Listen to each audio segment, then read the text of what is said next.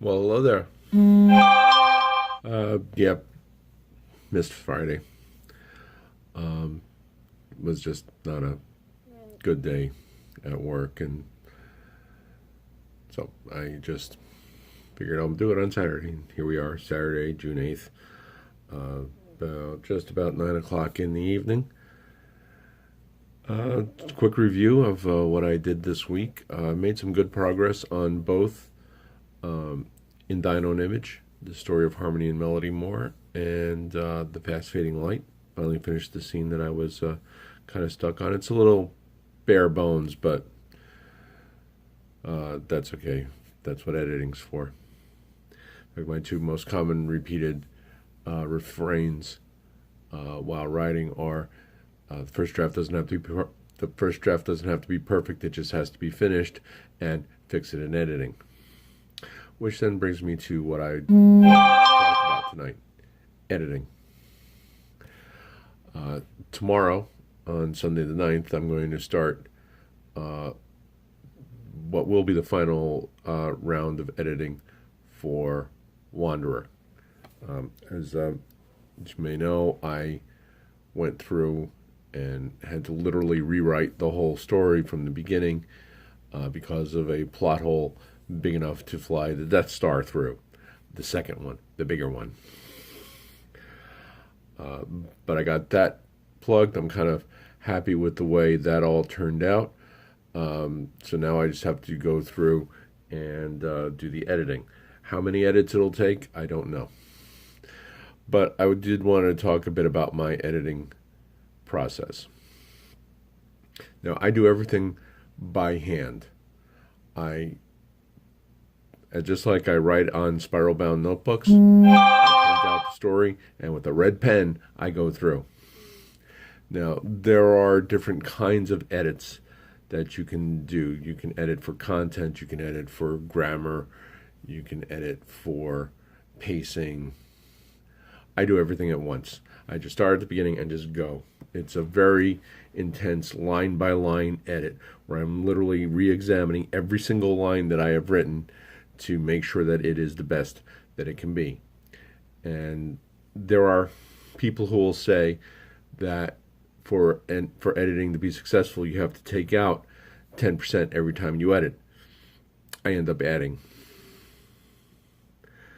And there's a reason for that, because a lot of the times when I'm working on my first draft, if I get hung up on a scene, I can do one of two things. I can sit there and I can obsess about it, or I can write it kind of bare bones, like I did with the scene in the Fast Fading Light last night. Write it kind of bare bones, so I just have a general idea where everything's going, how the story is going to flow, and then as I go through it to edit, I'll rewrite it as I need to. I've had pages with almost no editing done to them at all. Maybe a typo here or there, but that's really bad. And I've had other pages that look like major arteries have been cut and they're bleeding to death. Literally almost the entire page, front and back, covered in red ink. And that's the other thing that about me. I never learned copywriting, copy editing symbols. I know the paragraph one, but I don't know any of the other. When you have to switch words or switch phrases or switch whole sentences, and the caret, the upside down thing, the insert. Those are the only three I know, and so you'll see if I have to rewrite a paragraph. If I can fit it on the top, if I can rewrite it in the top or the bottom margins, there'll be a couple of lines saying, okay, this paragraph up top or down below. Or it'll just say over if I have to go to the other side of the page, and I'll just use the back of the page to rewrite the paragraphs, scenes, whatever. And like I said, I have pages that look like they're bleeding to death. And so I go through. I don't. I go through and I edit beginning to end. Um, I try and do as much as possible, being as careful to go through it as I can um, before updating the file on the computer. Oh, I should mention. I'm sorry, I'm getting a little bit ahead of myself here.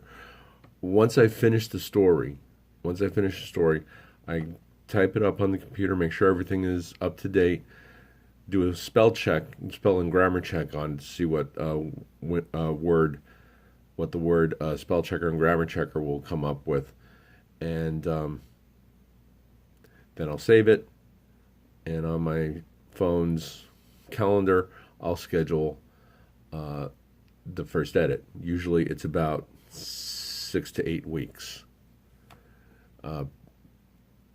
This way, I have time to stop thinking about the story.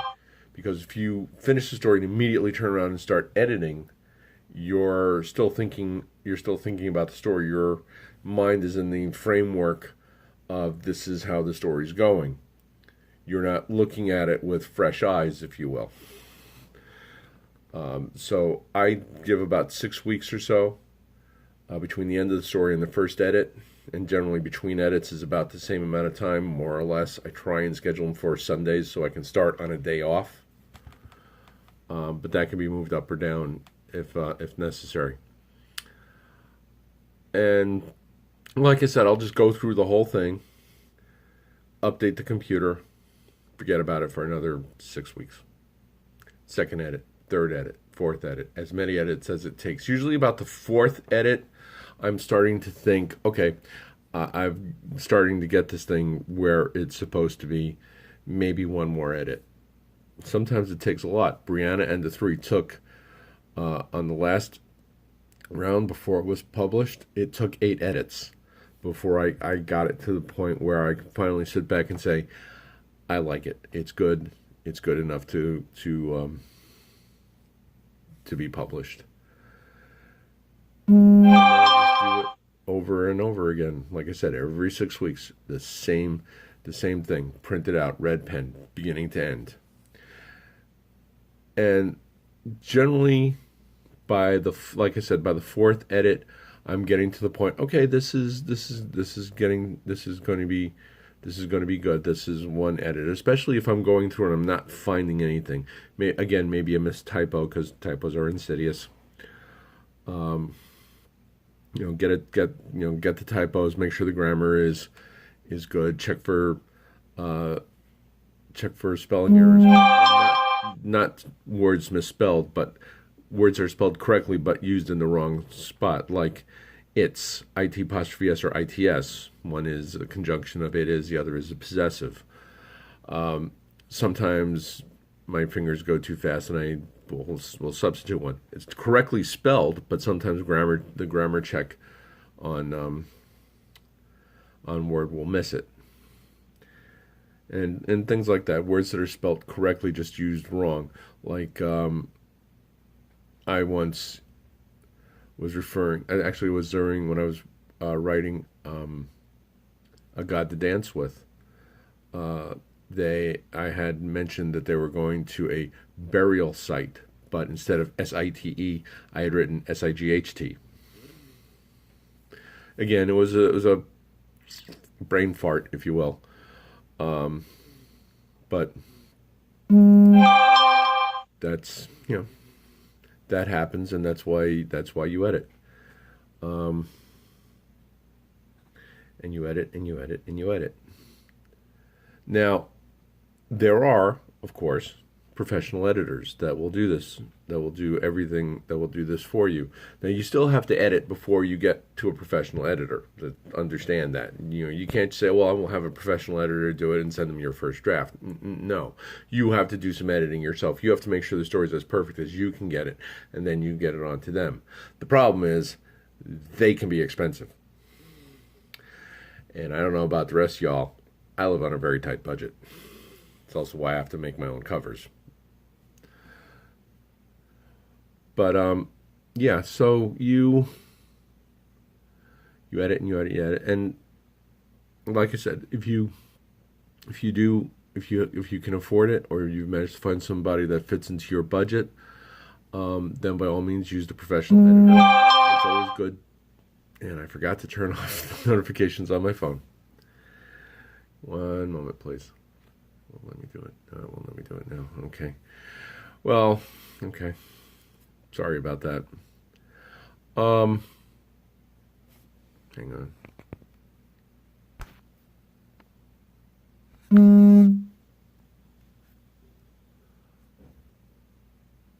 Okay, let me just trying something here. Bear with me. Oops, not that.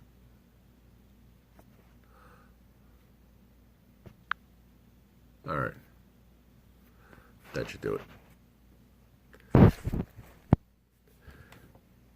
Yeah, in case you're wondering why that whole sequence of muting the phone, which I should have done 12 minutes ago, was still in the video. I was like, I don't edit my videos. I prefer the more live, off the cuff feel of it. Anyway, edit it. Talking about editing a video and edit while talking about editing stories. And the thing about editing though is knowing when to stop. Because that's the problem that I have when I would be sending things out to traditional publishers. Before I went out, I always edited it. Whatever story I sent out, I would always edit it again. And every new story I would just edit and edit and edit and edit. And finally, I remember once I spent an entire year editing one story, and it's like, this was actually ready to go about 6 months ago. So, and knowing when to stop is the point, because you keep saying to yourself, well, one more edit and it'll be perfect. Well, yeah, maybe. You could also be wasting your time. Excuse me.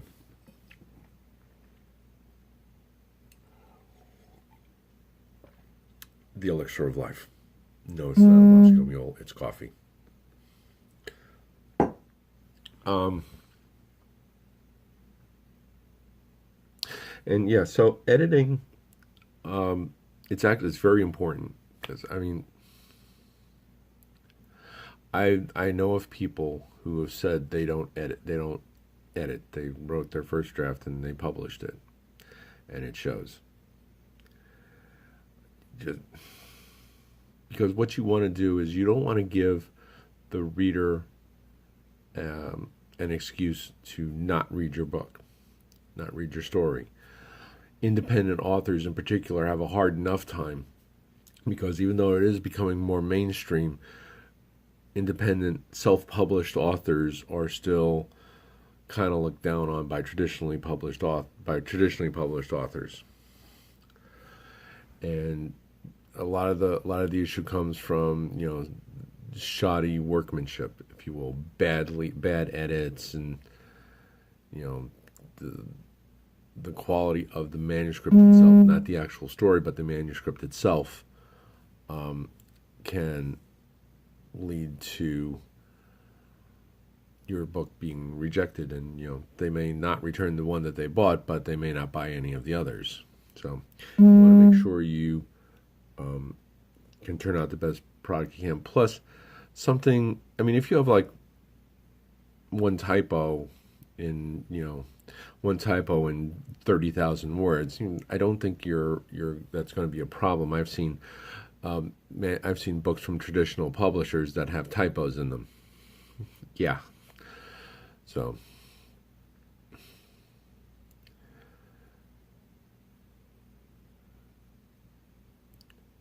But you still want to make sure that you're turning out the best product you can, in the best way that you can, in the most appealing package that you can. Too many, as I was saying, too many typos will just pull a reader right out. Like I said, one typo, if you have say a 30,000 word novella, and you have one typo, it's probably not going to be the end of the world.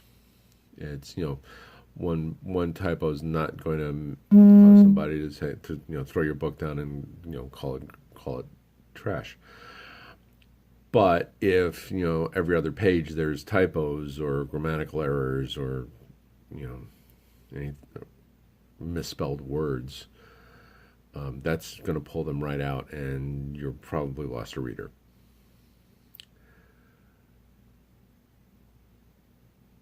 So what I described is my editing process. Everybody does the same thing differently, as I like to say. What you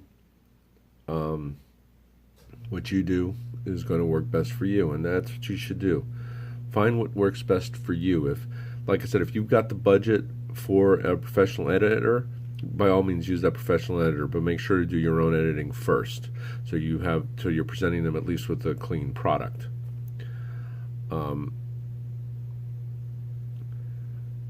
Just go through it, reread it, rewrite what you think needs to be rewritten. Make sure you're getting spelling errors corrected, typos corrected. For the love of God, don't go crazy with the adverbs. Sometimes they are necessary, but not every verb needs to have an adverb. So just make sure it's as clean as and polished as you can get it.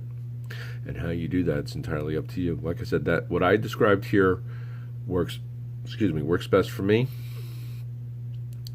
and you have to find what works best for you. I hope this has been some help to somebody, to anybody who might be reading this. Looking ahead, as of right now, I'm thinking tomorrow, the 9th, taking a break from editing to, like I said, I'm going to start editing Wanderer tomorrow. I'm also probably later in the day into the evening, I might be re-recording something that I read earlier, The Old Astronomer to His Pupil by Sarah Williams. It's one of my favorite poems. Absolutely, it has my 2 favorite lines in it. Though my soul may set in darkness, it will rise in perfect light. I have loved the stars too fondly to be fearful of the night. I love those lines. I wish I'd written them. But so that's what I'm planning. And that's about it for now. Be well, take care, write well, make good art, as Neil Gaiman said. And remember,